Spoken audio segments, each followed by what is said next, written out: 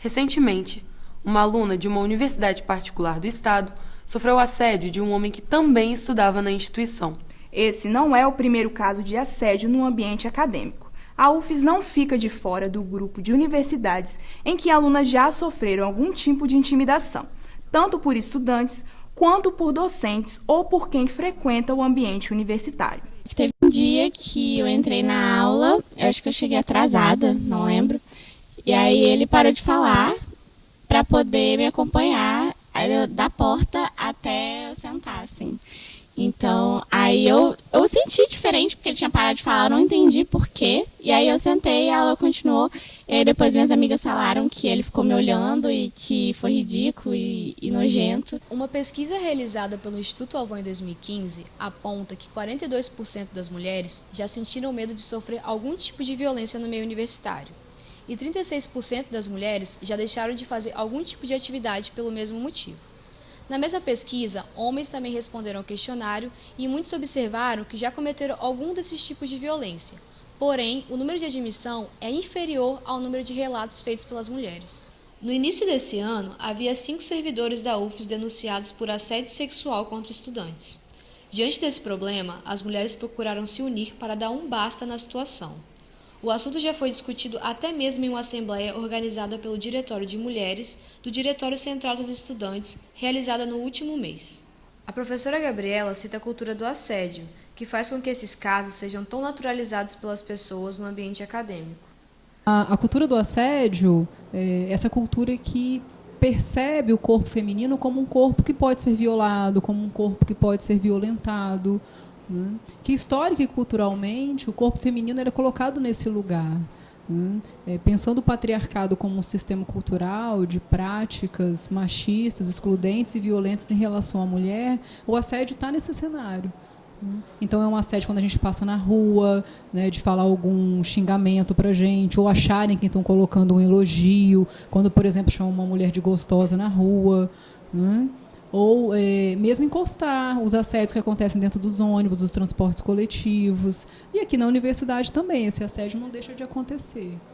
É claro que de formas diferentes, tá? Às vezes de formas muito mais veladas, né? Sem encostar no corpo, sem tocar, mas através de olhares, através de insinuações. Isso também é assédio. A estudante de cinema ajudou colegas a protocolarem denúncias no administrativo da UFES contra docentes.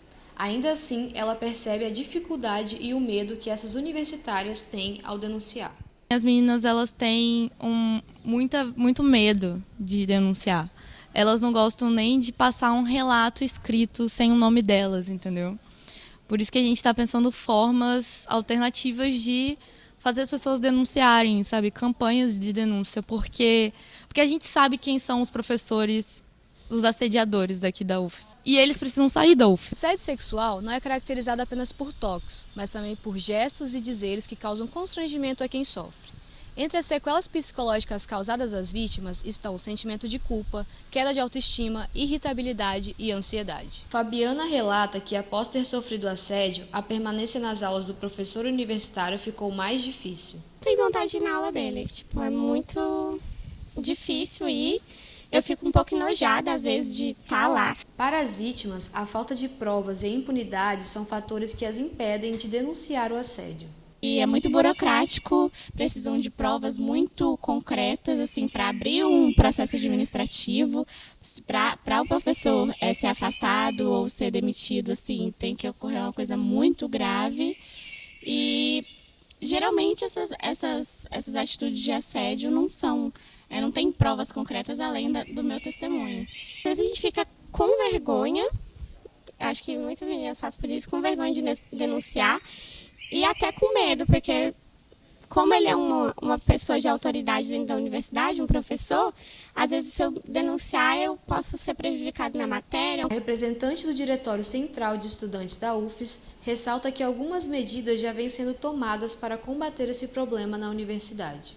Normalmente a gente chama assembleia de mulheres, roda de conversa, a gente traz também para debater alguns certos temas. Então a gente consegue, através disso também e desconstruindo um pouco dessa relação que é constituída assim, historicamente, e também aproximando mulheres desse debate para a gente conseguir, a partir de identificar as questões, a gente conseguir denunciar também esses processos. A professora Gabriela explica a importância das mulheres se unirem e buscarem providências contra os assediadores. Eu reforço da importância das mulheres estarem em grupos femininos, né, em grupos de mulheres, conversando entre si, falando daquilo, né, que incomoda, estudando teoria feminista. Estudar a teoria feminista contribui muito para que a gente possa se entender e perceber que muitas vezes esses desconfortos nossos são, na verdade, atos de violência contra nós, físicos e simbólicos. Então, entender isso é super importante para que a gente possa também combater, né, e combater de maneira direta. Então, se você passa por essa situação hoje, não se cale, né? Procure quem está próximo a você, procure os centros acadêmicos, faça uma representação através dos centros acadêmicos.